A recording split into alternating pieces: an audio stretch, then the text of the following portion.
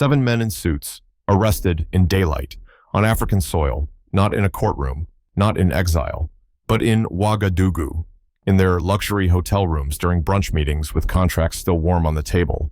The crime not terrorism, not treason, extraction. Gold, lithium, copper ripped from the ground for decades while the people above it starved.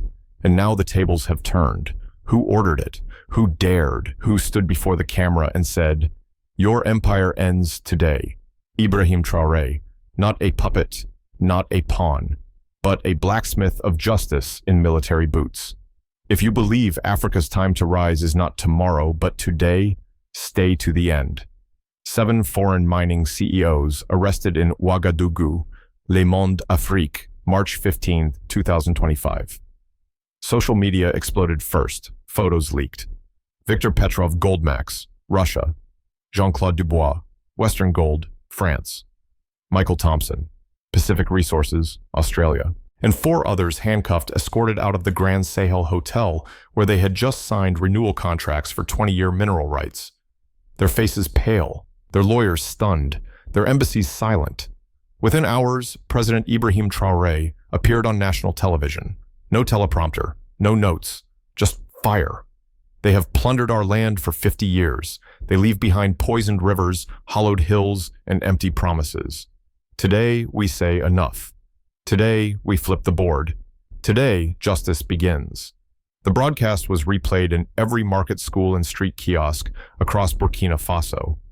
But what the world saw, a sudden arrest, was only the surface. What they didn't see was the storm beneath. Because the arrests weren't spontaneous, they were calculated. They were the end of a long, silent hunt. And the hunt began months earlier. Long before the handcuffs clicked, long before the world noticed, Ibrahim Traoré was already at war. Not with guns, but with ledgers, maps, and ghosts in boardrooms. It started with a single anomaly, a shipment of solar panels delivered to a mining site in Titao. But when an undercover engineer examined the crates, there were no panels. Inside, signal jammers, encrypted sat phones, topographic scans not shared with the Burkinabe government. Traoré didn't overreact. He observed. He formed a shadow unit inside the Ministry of Energy, codenamed Sekiti Mosi, for the one who sees what others don't. Their job? Audit mining logistics, trace shipping routes, map land rights acquisitions tied to offshore entities. Leading the team, a retired customs officer with a photographic memory, a Fulani drone technician trained in Nairobi, a former tax auditor who once exposed a global NGO money laundering ring, and Zita, the same young hacker who once cracked the 7 Daesh weapons operation. What they found was staggering. Over 80% of mineral export profits were leaving the country via Luxembourg, Singapore, and Delaware shell firms. Several contracts bore Clause 14C, granting foreign companies the right to evacuate assets using private armed forces during civil unrest. They weren't just mining the land, they were mining the future. Zita uncovered recordings of a Canadian executive bragging over a Zoom call. "We own more land in Burkina than the government does. Hell, we practically wrote their mining code." That night, Traoré stared at the transcript and said only, "Then let's rewrite the code." In fire, he began preparing not to negotiate, but to strike. March 10th, 2025, 3:00 a.m. A convoy of unmarked vehicles rolled through the capital. No sirens, no headlights, just direction. Inside each vehicle, Burkina-based special investigations units trained by local veterans, not foreign advisors, moved into position. Traoré had timed it perfectly. For 3 days prior, he had invited the CEOs to a strategic dialogue summit at the presidential palace, framed as a final negotiation over mining regulations. The bait exclusive tax exemptions if they agreed to new environmental audits. They came, smiled for cameras, toasted to African partnership. They didn't know that every word spoken at the summit was recorded with audio triangulated by Zita's frequency interception team. What was captured? Give them a few wind turbines and water wells. They'll sign anything. They think Traoré's a revolutionary. He'll cave the second the IMF squeezes him. Our gold's already offshore. What's he going to do, arrest us? He didn't. Not yet. First, Traoré leaked just one document, an internal email between Petrov Goldmax and a Paris-based financier referring to Burkina Faso as the banana vein. Public outrage exploded. Students protested outside mining headquarters. Village elders sent open letters demanding contract annulments. Within 48 hours, the mood had shifted. The fuse had lit. And on March 15th at 8:20 a.m., while the CEOs were having breakfast in the Grand Sahel Hotel's private lounge, they were arrested, simultaneously, without violence, with full legal warrants signed and published publicly. When asked for comment, Traoré appeared live, his voice firm, unflinching. They thought we'd stay silent. They forgot we are the descendants of kingdoms. We have tasted dust before, but today we taste fire. Now the storm would leave the shadows and enter the streets.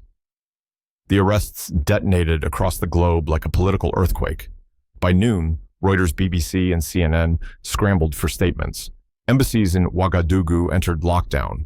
The French ambassador requested an urgent meeting. He received a signed expulsion order instead. Meanwhile, Ibrahim Traoré walked into the National Assembly not with armed guards but with 7 boxes of evidence.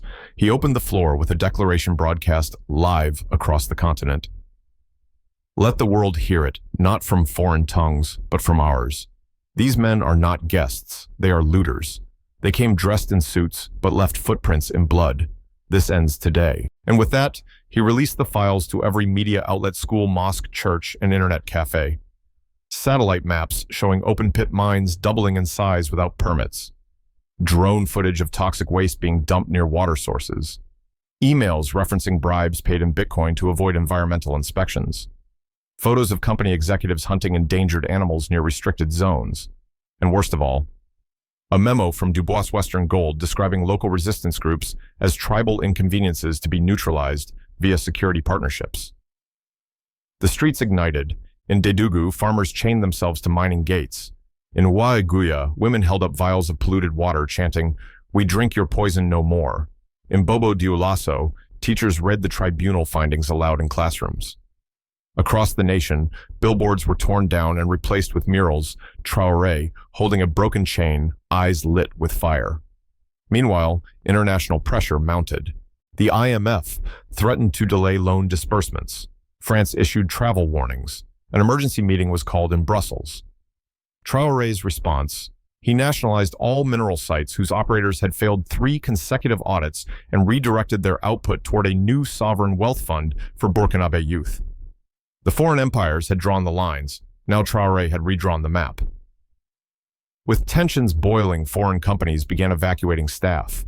Helicopters buzzed above Ouagadougou. Convoys moved under the cover of darkness, escorted by private security firms. But the people were already in the streets. They didn't riot. They organized. University students staged nationwide teach-ins on resource sovereignty. Traditional leaders called emergency councils, revoking old land concessions. Miners once silent walked off the job, fists in the air, chanting not for gold, not for blood, for Burkina. And in the village of Compiègne, something extraordinary happened. Dozens of elders marched to the gates of a French-owned lithium facility, carrying only gourds of water and wrapped scrolls. A foreign supervisor approached them. An elder spoke. "For 30 years you've taken our land and left our sons coughing in the dark. Today we offer you water to quench your thirst, and our stories to teach you what no contract ever could." The workers laid down tools, and the gates were locked from the inside by Burkinabe hands. Back in the capital, Traoré held his ground. He suspended 3 major foreign investment deals, citing systemic deceit. And when an EU envoy warned of diplomatic consequences, Traoré responded publicly. Diplomacy is not the art of theft by silence. If the cost of our dignity is your comfort, then consider the deal broken. Media outlets tried to twist the narrative. Burkina Faso descends into uncertainty. Populist strongman threatens investment climate. African isolation deepens. But the headlines couldn't erase the facts on the ground. Because for the first time in generations, the people of Burkina Faso were no longer looking up to anyone. They were standing eye to eye with history, and on the walls of every city appeared a single word, spray-painted in black, outlined in gold: enough. And now, the world would be forced to listen to what Africa remembered. The courtroom wasn't in Geneva. It wasn't lined with velvet curtains or gold-framed portraits. It was held in the People's Assembly of Koudougou under a domed ceiling carved by local hands beneath walls made of stone, not silence. 7 foreign mining CEOs stood trial. They didn't sit behind lawyers. They stood face to face with villagers, elders, and children, each prepared to testify. This wasn't revenge. This was memory spoken aloud. Traoré opened the tribunal. He didn't deliver an opening statement. He read a poem written by a miner's daughter from Dori. My father came home with broken lungs. The gold trucks rolled past our door, but our school had no windows, and our water tasted like rust. He folded the paper, looked to the tribunal, and said, "Let today be the last time we explain our suffering to the men who caused it." The evidence spoke for itself. Satellite heat maps showing mines operating beyond legal hours, internal emails laughing at local resistance theater, whistleblower statements confirming deliberate pollution, voice recordings of Petrov calling Traoré a mosquito in boots. But it was the testimony of a 12-year-old boy that silenced the room. He held up a faded photograph of his father and said, "They said he died in an accident. But I saw the chemicals, I saw the barrels. They never buried him. They buried a box of lies." Gasps, silence, tears, and then the gavel fell. If you too believe the truth must be spoken, leave a word for Africa below. What would you say if the continent finally looked you in the eye? Day 2 of the tribunal unfolded, not like a legal proceeding, but like a reckoning long postponed. The courtroom floor was covered with red earth, a reminder of what was truly on trial, the land itself.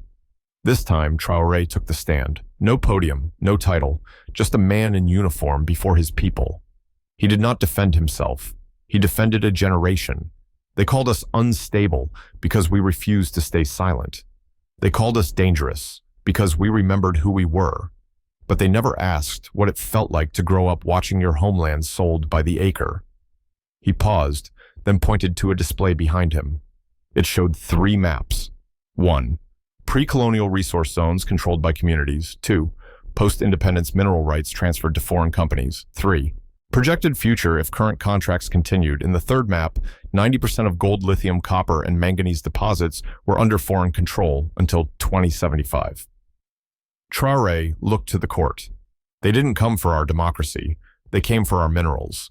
And when we resisted, they called it instability. The silence was deafening. Then came the judgment. One by one, the tribunal read the charges. Economic sabotage, environmental terrorism, collusion with destabilizing foreign actors, each CEO found guilty, assets seized, contracts nullified, and a new decree was passed. No foreign entity may hold more than 30% ownership of natural resource operations within Burkina Faso. A new era legislated by justice, not dictated by debt. Outside the building, women wept, men danced, children held up handwritten signs, "Our land has a voice again," and Traoré stepped outside, not victorious, but vindicated. On the final day of the tribunal, it was no longer about CEOs or contracts. It was about reclaiming the future. Traoré called for the Assembly of Memory, a final session in which every citizen could speak.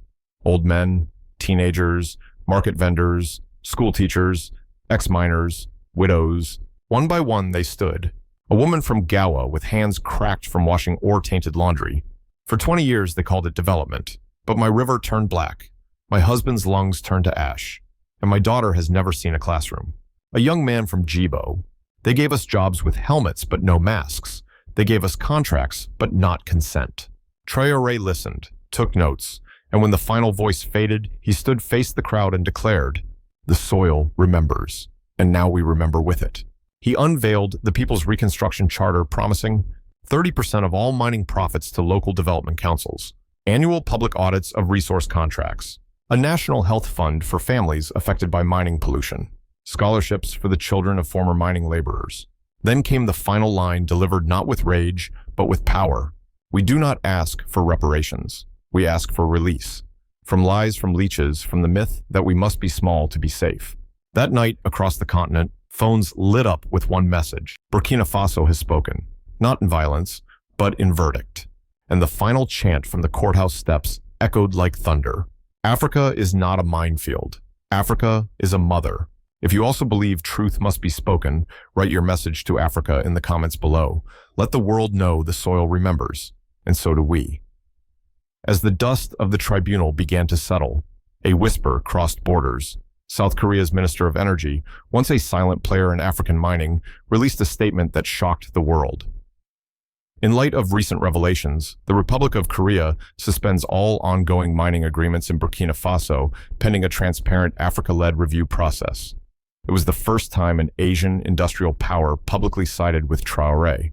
But the real twist came from an unlikely figure, Jean-Baptiste Moreau, former CEO of a French geological consultancy turned whistleblower. In a broadcast from exile in Uruguay, he released a 200-page dossier titled The Map They Buried.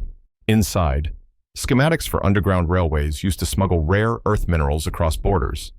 Private communications between EU trade envoys and mining firms. A leaked memo describing Burkina Faso as a testbed for post-colonial containment strategy. But it was one phrase that set the continent ablaze.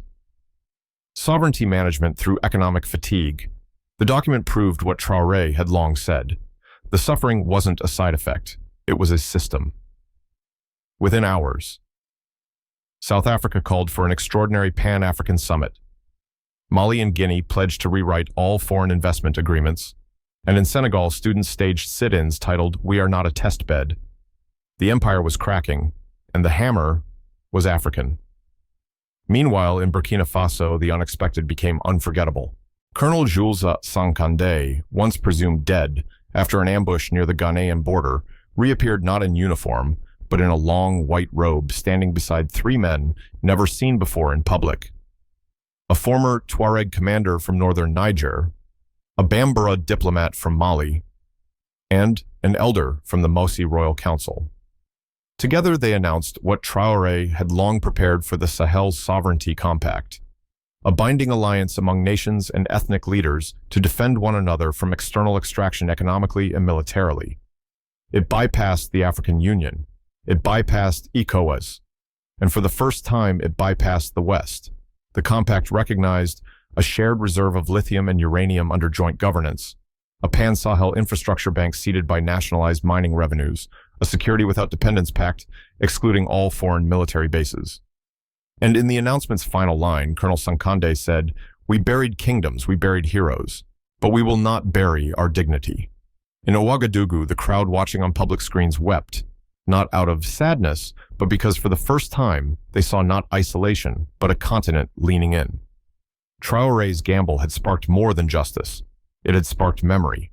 And memory, when awakened, becomes revolution. But the final twist didn't come from a government. It came from inside the empire itself. An anonymous leak, published by Der Spiegel and The Guardian, simultaneously revealed a classified EU intelligence briefing titled Operation Horizonfold. It outlined a coordinated strategy to slow down Pan-African sovereignty movements by targeting African leaders with economic exposure through offshore debt leverage, using development aid as a soft coercion mechanism, creating media narratives to portray nationalist leaders as erratic and destabilizing. And in one damning paragraph, Ibrahim Traoré poses an existential threat to multilateral investment architecture. His continued success could inspire a domino effect in other high-risk jurisdictions. Strategic isolation is recommended. The backlash was immediate. African diasporas in Paris, London, and Berlin flooded the streets holding signs that read, "Strategic isolation is modern colonization." We are not destabilizing. We are decolonizing. Traoré addressed the revelation on a national broadcast. They wrote plans in dark rooms to dim our light. But light is not a currency. Light is our right. He ended with a quiet challenge to those who feared our example. You were right to fear it, because we are not the exception. We are the beginning. In that moment, the world realized Traoré hadn't just won a trial. He had unlocked a continent. The dust has settled. But in Burkina Faso, something far more powerful has risen: hope. In towns once drained by greed, children now walk to schools built from funds reclaimed from seized contracts. Clinics rise on land once reserved for foreign compounds. And rivers, once blackened by waste, now run clearer with every passing season. The people do not sing Traoré's name as a savior. They sing it as a signal that no empire is eternal and no nation is too small to rise. He stood once more on the steps of the People's Assembly, eyes shining, voice strong. We do not ask permission to be free. We rise because we must. Our land is not a quarry. Our people are not pawns. This is our chapter written not in exile, but in blood and soil. Then with a fist raised to the sun, to the world we were never yours to plunder. And to Africa, the fire is lit. Pass it on. If the spirit of Ibrahim Traoré touched your heart, share this story. Subscribe to this channel. Join us on the journey of an Africa that no longer bows. If you believe Ibrahim Traoré is a blessing to this continent, spread the fire. Let the world know the empire ends here. May God bless Africa, land of strength, roots, and rising truth.